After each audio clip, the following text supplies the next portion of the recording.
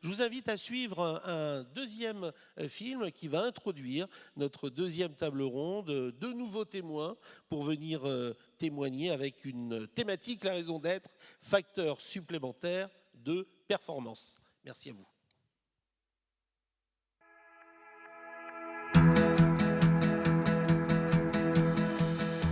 L'entreprise Legendre est une entreprise familiale, bretonne, de construction. Trois métiers principaux, la construction, l'immobilier et la production d'énergie renouvelable. Donc, depuis 20 ans, le groupe Vidéal œuvre dans l'économie sociale et solidaire. Donc avec 10 entreprises adaptées donc, au niveau national, composées majoritairement de personnes en situation de handicap, avec plusieurs filières métiers. Donc là, nous avons l'atelier blanchisserie sur Vidéal 35. Klaxoon, c'est une entreprise qui a lancé son produit il y a 3 ans, une entreprise née en mars 2015. Et donc, nous, on s'intéresse au travail en équipe et à la façon dont on travaille ensemble tous les jours. Il faut savoir que les réunions, notamment, sont un sujet majeur dans l'entreprise. On y passe jusqu'à 16 ans de sa vie, 50% du temps pour certaines catégories de métiers. Et tout ce temps-là n'est pas efficace. Aujourd'hui, trop de personnes se plaignent de ne pas avoir pu exprimer leur point de vue en réunion. Trop de temps perdu aussi, 1h30 en moyenne, et puis pas de décision prise. Donc Klaxoon s'adresse à toutes ces problématiques de travail en équipe à travers une solution qui est très simple, numérique, accessible sur n'importe quel terminal. Et on va aider ces échanges à être plus efficaces en participant différemment dans ces moments de réunion et également en dehors des réunions. Donc c'est tout le travail en équipe en général qui intéresse Klaxoon. Les chiffres clés de l'entreprise, un chiffre d'affaires 2018 de 650 millions d'euros et nous venons de dépasser les 1900 collaborateurs sur l'ensemble du groupe. Aujourd'hui, plus de 350 salariés, en majorité en situation de handicap, à plus de 80%. Donc évoluent sur nos métiers, sur nos différentes marques au niveau national, ce qui nous permet de répondre à des besoins, des attentes de grands comptes privés et publics. Klaxoon, c'est une entreprise aujourd'hui de plus de 200 personnes, présente dans 120 pays avec 1 million d'utilisateurs. Une entreprise qui grandit très vite avec des bureaux à Rennes, à Lyon, à Paris et à New York. La raison d'être de l'entreprise, c'est, concernant nos clients, d'être une entreprise de service. Nous sommes là pour répondre au mieux à leurs besoins, qu'ils soient de construction, d'immobilier, de gestion énergétique.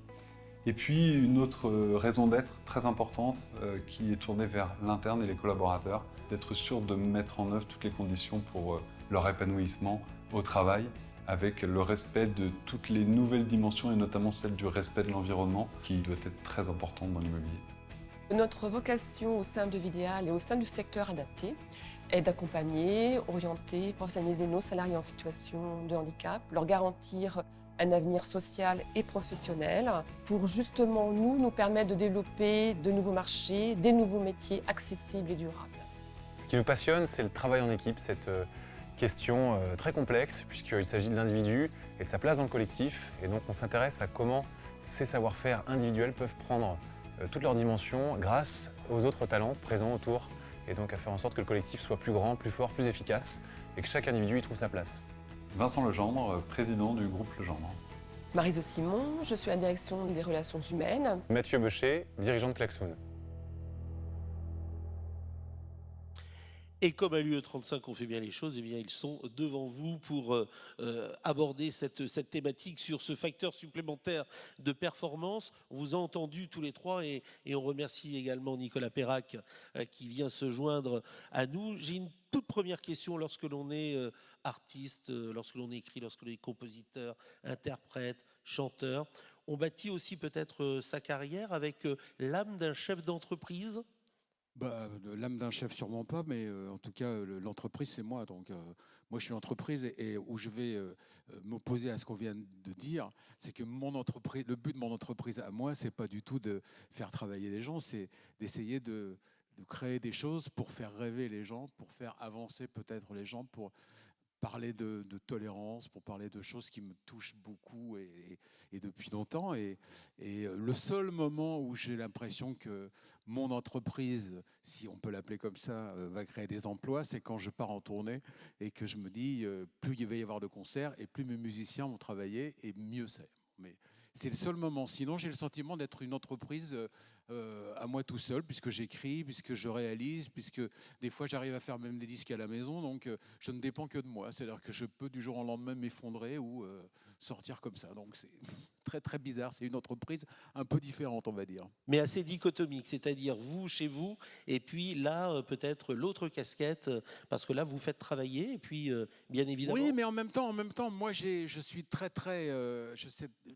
embêté par rapport à tout ce que vous venez de dire, parce que mon but, ça n'a jamais été de. J'ai jamais eu le sentiment de travailler.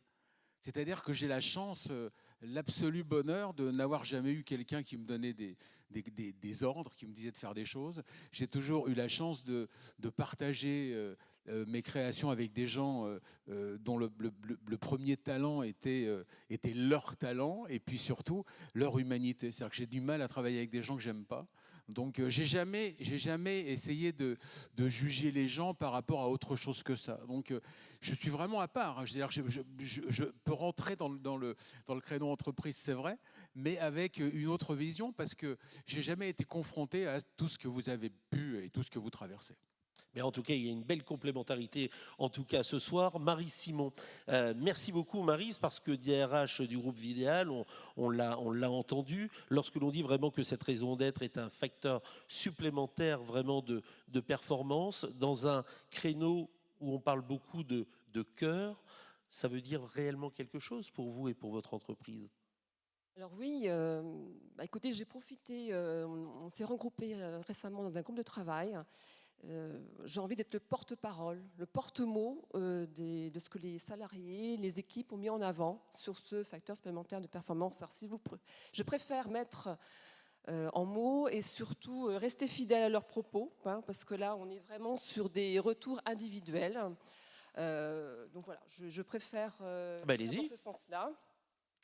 Donc, quand on parle effectivement de facteurs supplémentaires de performance, donc, est ressorti à plusieurs reprises, capacité à innover avec une mission morale inclusive et qui aspire à un modèle d'entreprise qui soit durable. Autre écho vis-à-vis des personnes, écouter pour valoriser, former, accompagner par notre collectif dans un cadre professionnel avec le handicap. Accueillir, écouter, former et valoriser nos salariés pour les accompagner vers un avenir bienveillant et solidaire. Donc en fait, ça retrace bien un petit peu qui nous sommes aujourd'hui. Travailler en mode participatif, aller de l'avant, redessiner un parcours de vie, mais pas seul, ensemble, avec des personnes qui aujourd'hui sont peu, pas qualifiées, avec cette volonté d'agir, cette volonté de revenir dans un lien de collègues, d'ambiance de travail, de parcours de métier. Donc voilà, j'ai pensé que c'était plutôt vecteur de sens de reprendre toutes les collaborations au niveau de ce groupe de travail. Vincent Legendre, lorsque l'on connaît votre histoire, l'histoire de votre père, de votre grand-père, on se doute qu'il doit y avoir énormément de choses qui se bousculent pour nous expliquer en quoi il y a ce véritable facteur supplémentaire de performance. Il y a la volonté peut-être de mieux loger, de mieux instruire un peu autour de vous toute votre activité. Ça prend énormément de sens. Je dois être très franc, je n'avais pas connaissance de cette loi Pacte et de cette nouvelle contrainte qu'on nous donnait de chercher un sens à l'entreprise, et je le découvre un peu. Et en préparant cette table ronde, je me suis posé de vraies questions sur ça, parce que j'avais l'impression que c'était naturel. Donc mettre des mots là-dessus, c'est pour moi d'abord penser aux acteurs qui sont concernés par l'entreprise. Évidemment, dans ces acteurs, on peut y positionner la société dans son ensemble, et on en parlait tout à l'heure, nous on a une entreprise de construction, et donc construire pour permettre à tout le monde de vivre ou de travailler dans un habitat décent, c'est évidemment une raison d'être, mais aussi construire durable, et j'ai envie de dire beau, même si construire beau, je laisserai chacun juger de notre capacité à construire beau, mais je pense que ça c'est nos enjeux vers la société, vers nos collaborateurs, et là ça me semble absolument primordial. La raison d'être de l'entreprise, c'est vraiment de faciliter l'épanouissement, parce que pourquoi travailler si ce n'est pour vivre mieux, vivre de manière plus intense. Donc rechercher à faire en sorte que nos collaborateurs s'épanouissent. Et j'ai pris l'habitude de dire à mes nouveaux salariés, on les réunit une fois par an, je cite souvent un proverbe de Confucius sur le travail où il dit choisis un travail que tu aimes et tu ne travailleras pas un seul jour de ta vie. Et je trouve ça fondamentalement vrai, car je n'ai pas l'impression de travailler, j'ai l'impression surtout de prendre du plaisir, et j'espère tous les jours que mes collaborateurs en font de même. Permettre aussi d'entreprendre à l'ensemble de vos collaborateurs, c'est là aussi certainement une mission que vous souhaitez très fort. Oui, totalement. Entreprendre, c'est donner vie à ses propres idées, à ses propres envies. Et peut-être, enfin, me définir comme un entrepreneur, je pense que c'est un bon terme. Mais j'espère en fait avoir des collaborateurs qui sont aussi des entrepreneurs et qui ont envie voilà, de donner vie à leurs idées, à leur vision. Et ça me semble primordial d'être entouré de gens entreprenants. Mathieu Beuchet, le président de Klaxoon, ça vous a étonné ou c'est quelque chose de complètement naturel, ce thème, pour vous? Alors, la raison d'être, nous, on l'a découvert un peu sur le tas en faisant. Klaxoon et Regard avant, c'est une jeune entreprise. Et c'est une entreprise sur laquelle, quand je l'ai créée, j'ai quitté des grands groupes. J'étais chez Daimler, chez Valeo, chez Alten. Et j'ai pu constater que, à titre personnel, le fait de ne pas forcément avoir un sens très clair à ce qu'on faisait, que ce soit pour moi ou pour mes collègues, en tout cas des gens qui étaient impliqués, motivés, etc., il y avait quelque chose qui clochait, qui ne marchait pas. Donc quand je monte mon entreprise en 2009, je me dis, bon, je vais essayer de faire attention quand même à ce point-là. Et puis, je vais peut-être pas prendre le problème par le bon bout. Je vais me dire, ce qui est important, c'est peut-être ce qu'on met autour du travail, l'effort du travail, donc le réconfort à côté. Donc, je vais faire des choses comme offrir le café. Dès le premier jour, on a une cafetière. Bon, c'était quelque chose que j'ai toujours payé dans mes précédents métiers. On payait le café, 50 centimes d'euros à la pause, etc. Et là, on offre le café. Bon, finalement, ça n'a pas duré bien longtemps. Je me suis rendu compte que c'est pas ça qui allait transformer les choses. Et puis, on va tester plusieurs choses, parce que l'entreprise va grandir très vite.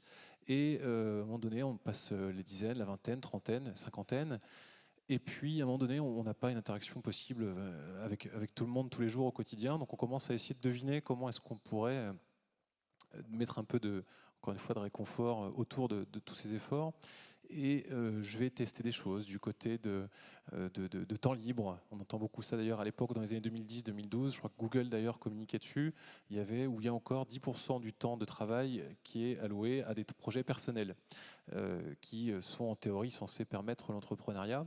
Je dis en théorie parce que c'est pas évident, ça n'a pas forcément très bien fonctionné. J'ai testé, je sais qu'eux aussi en sont un peu revenus.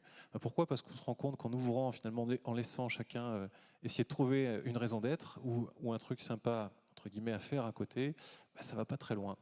Donc on s'est à un moment donné posé différemment et on s'est dit, tiens, est-ce qu'il n'y a pas un décalage entre la raison d'être profonde d'entreprise d'un point de vue business, ce qu'on essaye de faire du côté du travail en équipe, et ce qu'on fait au quotidien, est-ce qu'on le transmet bien?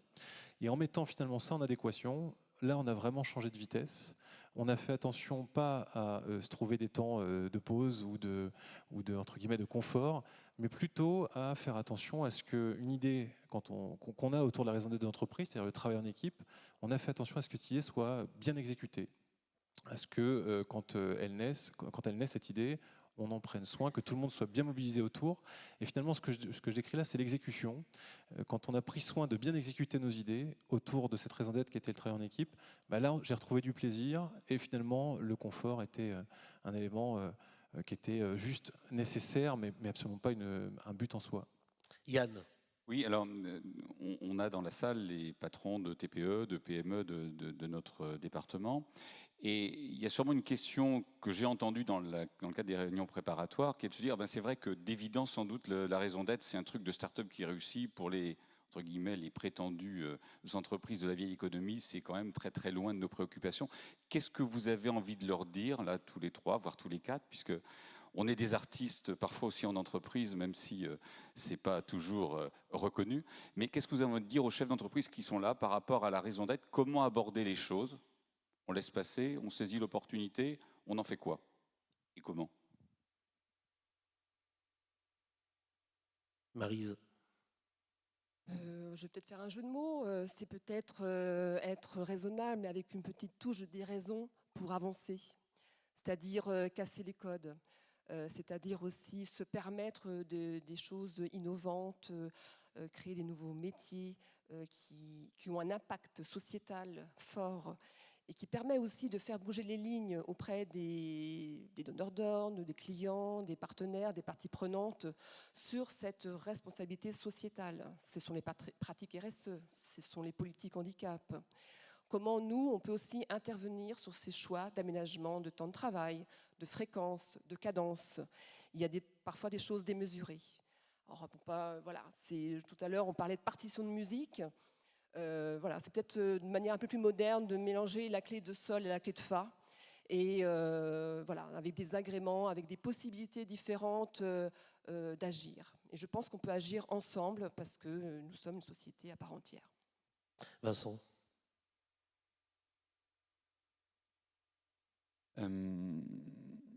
Comment dire en fait, j'ai envie de reprendre un petit peu ce qui a été dit. Je trouve que l'entreprise est souvent visée de tous les mots. Et je pense que quand on parlait de process, quand on parlait de manière de fonctionner, on a l'impression d'avoir une pression sur une façon de fonctionner.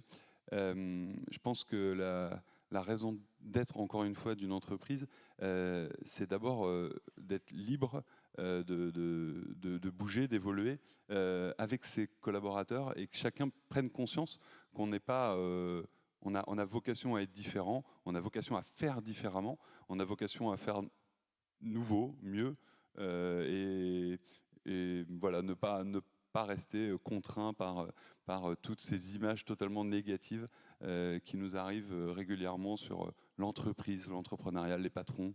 Et voilà. Sur la question de Yann, Mathieu.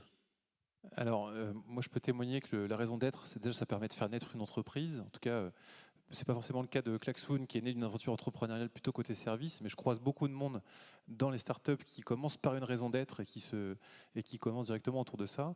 Donc ça peut être une bonne façon de naître, en tout cas encore plus à une époque où on cherche du sens. Et je pense surtout, en tout cas c'est notre cas, que c'est une bonne façon de durer.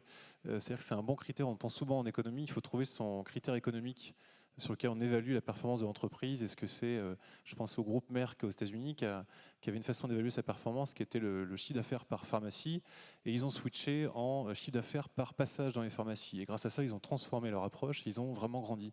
Bon, on cherche un peu toujours comme ça la bonne façon d'évaluer son activité. Est-ce que c'est pour nous le nombre de réunions faites, ou est-ce que c'est le nombre d'interactions, ou est-ce que c'est le nombre de personnes qui utilisent la solution?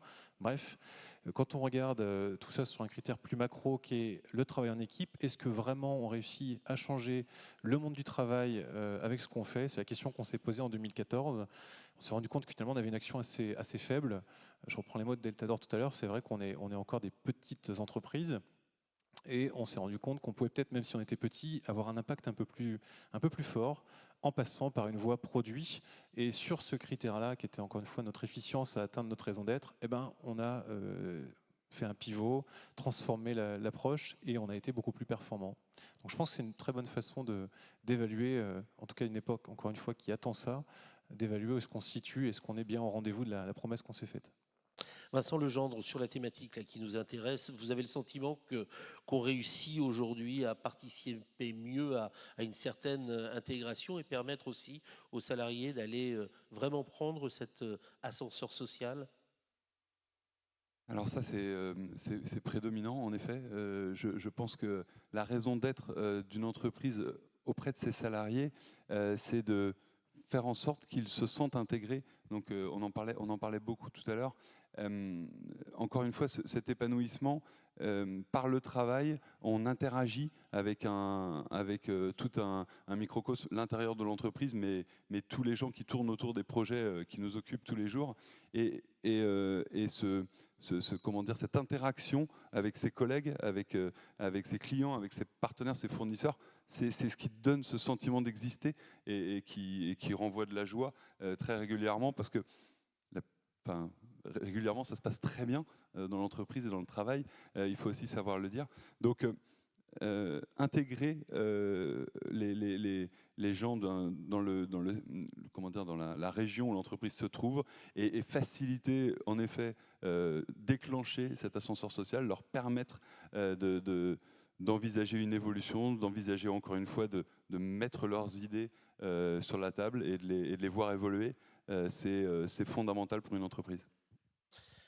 Nicolas Perrac, vous entendez la discussion s'opérer. Quel est ce qui vous vient tout de suite comme ça Ce qui me vient tout de suite comme ça, ouais, par rapport à ce qui est dit? je me trouve totalement en observateur. En fait, je me dis, finalement, ma notion de l'entreprise à moi et la leur est évidemment pas la même, puisque moi, encore une fois, je suis mon entreprise et que ma notion n'est pas de créer des emplois ou de faire vivre des gens, etc. C'est, encore une fois, mon entreprise à moi, elle est destinée à essayer de faire avancer les sentiments, faire avancer la réflexion. Mais sur cette etc., notion de c'est- performance, est-ce que vous l'avez Non, vraiment bien j'ai jamais senti à été. un moment? Non, moi, j'ai jamais été obsédé par la performance. La seule chose qui m'obsède, c'est d'être éventuellement content de ce que je peux faire et de savoir que je n'ai jamais trahi personne et que je peux me regarder dans une glace parce que j'ai pas cherché à plaire à tout prix pour faire les choses. Et il n'y a rien de pire, je trouve, quand on est artiste ou créateur, que de faire semblant ou d'aller aller à tel endroit parce que c'est le moment, parce que c'est la mode ou parce que, etc. Moi, j'ai jamais été comme ça. Alors c'est vrai qu'on m'a vu, c'est vrai qu'on m'a moins vu, c'est vrai qu'on m'a revu, etc. Mais je suis mon chemin et je fais les choses comme j'ai envie qu'elles soient, c'est-à-dire d'une façon la plus sincère possible et sans jamais en tout cas, en ayant essayé de ne jamais trahir personne, ni de trahir tout ce que j'ai dans la tête. Je pense que j'ai été fidèle à tout ce que j'avais dans la tête tout le temps. Yann. Alors, simplement un autre témoin là ce soir par rapport donc à l'opportunité ou à la faculté que va offrir la loi Pacte bientôt d'inscrire sa raison d'être, donc de mettre en avant ses logiques propres d'action. Est-ce que vous avez déjà entamé une démarche qui, au-delà du fait, un peu comme M. Jourdain qui faisait de la prose sans le savoir, parce que tout le monde le dit, en fait, la raison d'être, on la vit déjà, donc vous iriez un pas plus loin en formalisant la raison d'être, comme les textes de loi vont bientôt le permettre? Ah ah. Vincent. Eh bien, je vais me poser la question en partant ce soir. Je n'ai pas la réponse. Est-ce qu'on va l'écrire? En fait, on nous demande déjà d'écrire beaucoup de choses, donc je ne sais pas si on va l'écrire. Mais j'ai vraiment la conviction et l'impression que l'entreprise est déjà tournée vers cette raison d'être. Enfin, j'ai cette sensation. Donc, certainement qu'en parler et l'afficher quelque part, ça permettra de conforter et peut-être qu'il y ait moins d'erreurs dans les gens qui vont nous rejoindre. Passer des valeurs passe-partout à la vraie raison d'être, c'est ça le sens de la question? J'ai toujours lutté contre les valeurs passe-partout, donc ça me va bien. On va directement passer à la raison d'être. Alors, non, mais je pense que oui, ça peut apporter, en tout cas à l'entreprise, d'être fidèle par rapport à ses objectifs pour être sûr de rassembler des gens qui partagent les mêmes convictions. Marie-Simon. Alors, créer des emplois dans ce qu'on appelle l'économie solidaire d'utilité sociale, pardon, ça fait partie, on va dire, des impacts sociétaux. La partie environnementale, tous nos salariés sont, on va dire, habilités avec la connaissance de ce qu'ils utilisent comme produit pour savoir comment pratiquer un peu leur métier aujourd'hui. Là où j'irai un peu plus loin aujourd'hui, on parlait tout à l'heure du ailleurs, de l'extérieur. Voilà, nous avons un agrément avec l'État, donc des nouvelles réformes également. Donc ces réformes entreprises adaptées nous demandent à nous, mais nous demandent aussi aux collaborateurs d'être dans une volonté d'intégrer ou de réintégrer l'entreprise dite classique. Je mets des petits guillemets.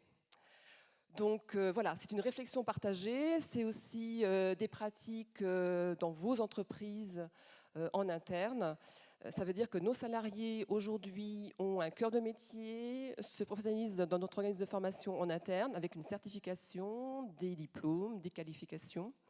et sont prêts demain à intégrer les entreprises classiques. Donc j'ai envie de dire, là j'ouvre un appel un peu général, mais c'est un petit peu ça. C'est l'entreprise solidaire, c'est la solidarité d'un point de vue beaucoup plus large que l'entreprise adaptée. Mathieu. Oui, alors je dirais pour l'écrire, pourquoi pas. C'est vrai on écrit quand même pas mal de choses à droite et à gauche. Je pense que ça me fait un peu l'effet des valeurs qui ont été quand même très à la mode. Le fait quand j'ai monté l'entreprise, on me posait ces questions-là. Quelles sont les valeurs? Je crois qu'il y avait des interventions comme ça sur des conférences que j'avais suivies où chacun venait réciter ses valeurs. On se rend vite compte qu'on tombe sur des mots que tout le monde utilise et finalement, c'est un peu difficile de se résumer à ça. Donc je pense que le plus dur, c'est surtout de la faire vivre. On entendait tout à l'heure le sujet de la communication, je crois que quelqu'un en parlait, où en interne on se rend compte qu'entre ce qu'on des fois on pense avoir dit et ce qui a été compris, il y a des fois un grand delta. C'est un peu pareil, je pense que la raison d'être, il faut la faire vivre, il faut que ce soit quelque chose d'inscrit dans l'exécution au quotidien. Et à partir de ce moment-là, je pense que l'entreprise peut vraiment grandir ou suivre cette raison d'être. Julia de Funès, notre grand témoin sur cette deuxième table ronde, un peu en guise de synthèse, et puis de remarques que vous avez peut-être envie de nous faire partager. De remarques, ce qui est frappant sur la première table ronde, c'était que la finalité, la raison d'être était de se libérer. Environnement, connaissances et des différences qui embrigadent parfois. Et puis, il me semble que sur les 3 témoignages de cette table ronde-là, la raison d'être, elle est beaucoup plus interne, c'est-à-dire que c'est se libérer, mais de l'intérieur de certains carcans. Vous avez dit se libérer des procédures, entreprendre, se libérer de ce qu'on considère comme l'entreprise adaptée, ou je ne sais plus comment vous l'avez exactement dit, et puis se libérer de ce qui ne marche pas en entreprise. Je vous rejoins tellement sur le collectif qui est devenu un totem en entreprise, parce que c'est collectif, c'est bien, pas du tout. Si le collectif n'est pas sous-tendu par un travail individuel fort, il ne rime à rien, c'est de la guimauve éthique, encore une fois. Et c'est pour ça que les réunions aussi, très souvent, j'enchaîne, là, vous me donnez un boulevard parce que c'est un de mes sujets qui m'échauffe, mais pourquoi les réunions ne fonctionnent, enfin 60% des réunions ne riment à rien et ne mènent à rien. Pourquoi? Parce que justement, comme on arrive à 15 dans une salle de réunion, on va en faire un petit peu moins personnellement, flemme humaine très courante, et ça va beaucoup moins se voir que si vous êtes seul en face à face. Mais on va transformer cette flemme personnelle en grand mérite collectif, et du coup le collectif devient une valeur suprême. On est plusieurs, donc ça va mieux marcher. Non, c'est une erreur phénoménale. Et souvent les entreprises qui font venir, j'en profite, j'active, je sais, c'est pas le mot de la fin, mais les entreprises qui font venir les grands sportifs, vous savez, pour transposer l'expérience du coach sportif. J'étais à côté de Deschamps, il y a la méthode Deschamps maintenant pour gérer le collectif, et on transpose soi-disant ça en entreprise. Vous imaginez un manager parler comme Deschamps parle à ses sportifs, et vous imaginez si chaque personne en réunion travaillait comme le sportif à son poste, je ne sais pas comment on dit en foot, à son placement sur le terrain, oui, vous imaginez à quel point les réunions marcheraient beaucoup mieux. Donc le collectif, c'est sans un travail individuel fort, ça ne marche pas. Et la confrontation, en fait, vous dites Klaxoon, illustre un point qui me semble assez essentiel aussi. Pourquoi les réunions ne fonctionnent pas non plus, c'est parce qu'on confond très souvent en entreprise la confrontation et le conflit, ou la confrontation et l'humiliation. Du coup, on n'ose pas dire à son génial voisin que son idée est nulle, mais la véritable bienveillance, c'est ça, c'est de se dire, si vous me dites aujourd'hui, votre argument, il ne tient pas, il est vraiment pas bon, vous faites preuve de bienveillance envers moi, parce que 1, vous m'avez écouté, 2, vous êtes allé au bout de mon idée, 3, vous êtes capable d'argumenter et d'aller contre mon argumentation. Ça, c'est de la vraie bienveillance. Il faut arrêter de confondre bienveillance et complaisance en entreprise, ça ne rime à rien, et on aboutit à des mots, des paperboards avec des post-it fluo à la fin des réunions sur lesquels sont inscrits des généralités sans nom, tolérance, bienveillance, nanana, nanana, mais ça ne rime à rien. Et donc Klaxoon arrive, moi je suis heureuse de vous voir, de vous découvrir, je ne vous connaissais pas, parce que ça me semble être une urgence. Donc la raison d'être, pas forcément une raison extérieure au sens se libérer par rapport à des grandes causes, mais se libérer par rapport à des normes comportementales, des normes langagières qui engourdissent les intelligences en entreprise. Merci beaucoup. Je crois qu'on peut les applaudir.